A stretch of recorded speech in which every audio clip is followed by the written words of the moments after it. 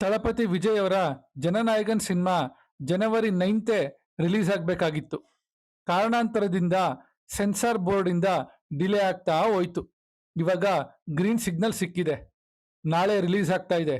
ಈ ಕ್ರೇಜ್ ಹೆಂಗಿದೆ ಅಂದ್ರೆ ಬರೀ ಬ್ಯಾಂಗ್ಳೂರಲ್ಲಿ ರಿಲೀಸ್ ಆಗ್ತಿರೋ ಮಾರ್ನಿಂಗ್ 6:30 ಶೋಸ್ ಎಷ್ಟಿದೆ, ಮಾಲ್ಗಳಲ್ಲಿ ಸಿಂಗಲ್ ಸ್ಕ್ರೀನ್ಗಳಲ್ಲಿ book my show price rate ಎಷ್ಟಿದೆ, ಬರೀ 6:30 ಶೋಗೆ as per book my show data ಇಂದ ಎಷ್ಟು ಕಲೆಕ್ಷನ್ಸ್ ಮಾಡುತ್ತೆ.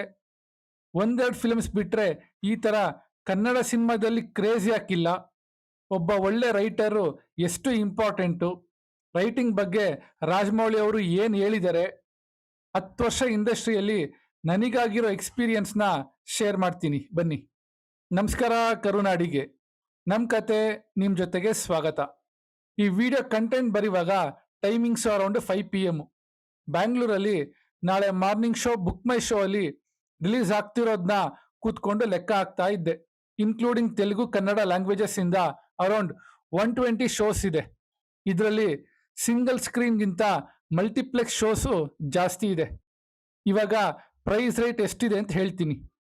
ಮಲ್ಟಿಪ್ಲೆಕ್ಸ್ ಎಕ್ಸಾಂಪಲ್ ತಗೊಂಡ್ರೆ Inox megaplex mall of Asia Bangalore 6:30 ಶೋಗೆ ಕ್ಲಾಸಿಕ್ ರೋಸ್ಗೆ 1200 ರೂಪೀಸ್ ಇದೆ. PVR ಕೋರ್ಮಂಗ್ಲ ತಗೊಂಡ್ರೆ 6:30 ಶೋಗೆ 1400 ಇದೆ. ಇವಾಗ ಸಿಂಗಲ್ ಸ್ಕ್ರೀನ್ ಎಕ್ಸಾಂಪಲ್ ತಗೋತೀನಿ. ವೆಂಕಟೇಶ್ವರ ಥಿಯೇಟರ್ ತಗೊಂಡ್ರೆ 800 ರೂಪೀಸ್ ಇದೆ. ಸೊ 6:30 ಶೋಗೆ ಆನ್ ಆನ್ ಆವ್ರೇಜ್ 1000 ರೂಪೀಸ್ ಅಂತ ಇಟ್ಕೊಳ್ಳೋಣ. ಈ ವಿಡಿಯೋ ಫುಲ್ ನೋಡಿದ್ಮೇಲೆ ಯಾರು ಈ ತರ ಬ್ರೇಕ್ ಡೌನ್ ಮಾಡಿಲ್ಲ ಅಂದ್ರೆ ಮಾತ್ರ ಸಬ್ಸ್ಕ್ರೈಬ್ ಮಾಡ್ಕೊಳ್ಳಿ, ಬೆಲ್ ಐಕನ್ನ ಮಿಸ್ ಮಾಡಬೇಡಿ. ಆನ್ ಆನ್ ಆವ್ರೇಜ್ ಒಂದು ಥಿಯೇಟರ್ ಅಲ್ಲಿ 25 ಹಾರಿಜೆಂಟಲ್ ರೋಸ್ ಇರುತ್ತೆ, 15 ವರ್ಟಿಕಲ್ ರೋಸ್ ಇರುತ್ತೆ. ಸೊ ಟೋಟಲ್ ಆಗಿ ಒಂದು ಥಿಯೇಟರ್ಗೆ 375 375 ಜನ ಇರ್ತಾರೆ.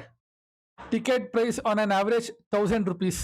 ಸೊ ಒಂದು ಥಿಯೇಟರ್ ಇಂದ ಕಲೆಕ್ಷನ್ 3,75,000 3,75,000. ಇವಾಗ 120 ಶೋಸ್ ತಗೊಂಡ್ರೆ 4.5 ಕೋಟಿ 4.5 crore ಆಗತ್ತೆ. ಜ್ಞಾಪಕ ಇಟ್ಕೊಳ್ಳಿ, ಇದು ಮಾರ್ನಿಂಗ್ 6:30 ಶೋಗ್ ಮಾತ್ರ. ಮಲ್ಟಿಪ್ಲೆಕ್ಸ್ ಅಲ್ಲಿ ಒಂದು ದಿನಕ್ಕೆ 15ರಿಂದ 20 ಶೋಸ್ ಇರುತ್ತೆ. ಸಿಂಗಲ್ ಸ್ಕ್ರೀನ್ ಅಲ್ಲಿ 5ರಿಂದ 6 ಶೋಸ್ ಇರುತ್ತೆ. ಇವಾಗ 45ರಿಂದ 50 ಕೋಟಿ ಆಗತ್ತೆ ಅಂತ ಥಿಂಕ್ ಮಾಡಕ್ ಹೋಗ್ಬೇಡಿ. ಯಾಕೆಂದ್ರೆ ಇದೇ ಮಲ್ಟಿಪ್ಲೆಕ್ಸ್ಗಳಲ್ಲಿ 8 o'clock ಶೋಸ್ ಇಂದ ಪ್ರೈಸು 450 ಆಗತ್ತೆ. ಸಿಂಗಲ್ ಸ್ಕ್ರೀನ್ಗಳಲ್ಲಿ 200 ರೂಪೀಸ್ ಆಗತ್ತೆ. ಹಿಂಗ್ಯಾಕೆ ಅಂತ ನೀವು ಕೇಳಿದ್ರೆ ವೆರಿ ಸಿಂಪಲ್. ಸಿನಿಮಾ ನೋಡಕ್ಕೆ ಆಡಿಯನ್ಸ್ ಅಲ್ಲಿ ಅರ್ಜೆನ್ಸಿ ಇದೆ ಅಂತ ಅರ್ಥ. ಅದನ್ನ ಪರ್ಫೆಕ್ಟ್ ಆಗಿ ಎನ್ಕ್ಯಾಶ್ ಮಾಡ್ಕೊಂಡಿದ್ದಾರೆ. ಇದು ತಪ್ಪ ಸರಿನಾ ಅಂತ ಬೇರೆ ದಿನ ಹೇಳ್ತೀನಿ. ಬಟ್ ಕರ್ನಾಟಕದಲ್ಲಿ, ಅದರಲ್ಲೂ ಬ್ಯಾಂಗ್ಳೂರಲ್ಲಿ ಒಂದೇ ಶೋಗೆ ಇಷ್ಟು ಕಲೆಕ್ಷನ್ ಆಗತ್ತೆ ಅನ್ನೋದಕ್ಕೆ ಪ್ರೂಫ್ ಕೊಟ್ಟೆ ಅಷ್ಟೆ. ದುರಂಧರ್ 2 ಕ್ರೇಜು ಇದಕ್ಕಿಂತ 7-8 ಪಟ್ಟು ಜಾಸ್ತಿ ಇತ್ತು. ನನ್ನ ಪ್ರಕಾರ ಅದು ಬ್ಯಾಂಗ್ಳೂರಲ್ಲೇ ಆಲ್ಮೋಸ್ಟ್ 75 to 100 crores ಕಲೆಕ್ಷನ್ ಮಾಡಿದೆ. ಇವಾಗ ಕ್ವೆಶನ್ ಏನಂದ್ರೆ, ಕನ್ನಡ ಸಿನಿಮಾ ಯಾಕೆ ಹಿಂಗ್ ಕಲೆಕ್ಷನ್ ಮಾಡಲ್ಲ ಬ್ಯಾಂಗ್ಳೂರಲ್ಲಿ? Answer very simple. ಆ ಥರ ಸಿನಿಮಾಗಳನ್ನ ನಾವು ಮಾಡ್ತಾ ಇಲ್ಲ ಅಷ್ಟೆ. ನಮಗೆ ಅನಿಸ್ತಾ ಇರುತ್ತೆ ನಾವು ಬೆಂಕಿ ಸಿನಿಮಾ ಮಾಡ್ತಾ ಇದೀವಿ ಅಂತ. ಬಟ್ ಆಡಿಯನ್ಸು ರಿಜೆಕ್ಟ್ ಮಾಡ್ತಾ ಇದ್ದಾನಲ್ಲ. ನನ್ನ ಎಕ್ಸ್ಪೀರಿಯನ್ಸ್ ಪ್ರಕಾರ ಆಡಿಯನ್ಸ್ ಆರ್ ಆಲ್ವೇಸ್ ರೈಟ್. ಏನ್ ಗುರು ಹಿಂಗೆ ಹೇಳ್ಬಿಟ್ಟೆ ಅಂತ ನೀವು ಕೇಳಿದ್ರೆ, ಕನ್ನಡ ಇಂಡಸ್ಟ್ರಿಲಿ ಒಳ್ಳೊಳ್ಳೆ ಟೆಕ್ನಿಷಿಯನ್ಸ್ ಇದ್ದಾರೆ, ರೈಟಿಂಗ್ ಡಿಪಾರ್ಟ್ಮೆಂಟ್ ಒಬ್ರನ್ನ ಬಿಟ್ಟು. ನಮ್ಮ ಇಂಡಸ್ಟ್ರಿಲಿ ಸ್ಕ್ರಿಪ್ಟ್ ರೈಟಿಂಗ್ ಅನ್ನೋ ಕಲ್ಚರೇ ಇಲ್ಲ. ಡೈರೆಕ್ಟು ಶಾರ್ಟ್ಸ್ ಇಡೋದೇನೆ. ಎಷ್ಟೋ ಜನ ಸಖತ್ತಾಗಿ ಡೈರೆಕ್ಷನ್ ಮಾಡೋರ್ನ ಒಳ್ಳೆ ರೈಟರ್ ಆಗಿರ್ತಾರೆ ಅಂದ್ಕೊಂಡಿರ್ತಾರೆ. ಅದನ್ನ ನಾನು ಭ್ರಮೆ ಅಂತೀನಿ. ರೈಟಿಂಗ್ ಫೀಲ್ಡೇ ಬೇರೆ, ಡೈರೆಕ್ಷನ್ ಫೀಲ್ಡೇ ಬೇರೆ. ಅದಕ್ಕೆ ರಾಜಮೌಳಿ ಯಾವಾಗಲೂ ಒಂದು ಮಾತನ್ನು ಹೇಳ್ತಾರೆ, I am not A very good film maker but I am A very good writer ಅಂತ. ಇವಾಗ ಕ್ಲಾರಿಟಿ ಸಿಕ್ತು ಅಂದ್ಕೋತೀನಿ.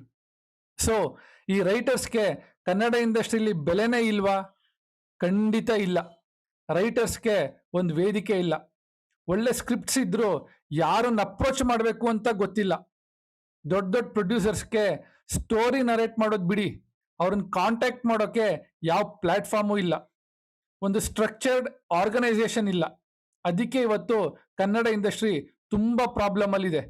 ಇದೇ ಕೋರ್ ಪ್ರಾಬ್ಲಮ್ ಕಣ್ರಿ, ಬರ್ದಿಟ್ಕಲ್ರಿ.